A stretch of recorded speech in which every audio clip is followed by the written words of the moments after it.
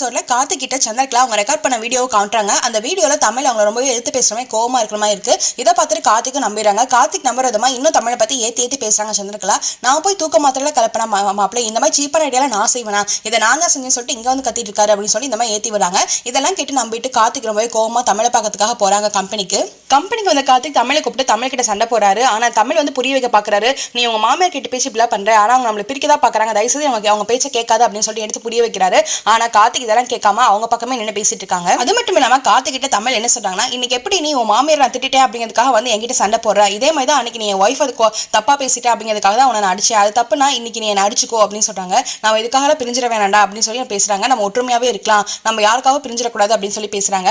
ஆனா கார்த்திக் வந்து அதெல்லாம் நம்பவே மாட்டேங்கிறாரு. உடனே இவர் என்ன சொல்றாங்கன்னா, சரி நீ நம்பணும்னா என்ன பண்ணணும்னு சொல்லி நான் பண்றேன் அப்படிங்கிறாங்க. நீங்க இந்த கம்பெனி விட்டு வெளியே போங்க, நான் நம்புறேன் அப்படின்னு சொல்றாரு. கார்த்திக் இப்படி சொன்னதுமே தமிழ் சொல்றாங்க, இதை நீயா சொல்ல கிடையாது, உன் மாமியா தான் உன் வாயிலிருந்து இப்படி சொல்ல வச்சிருக்காங்க, உன் மாமியா சொன்னதுக்காகலாம் நான் இந்த கம்பெனி விட்டு போக மாட்டேன், நான் உன்னையும் காப்பாற்றுவேன், உன் மாமியாரையும் ஜெயிச்சு காட்டுவேன் அப்படின்னு சொல்லிட்டு சவால் விட்டுட்டு தமிழ் அங்கிருந்து போறாங்க.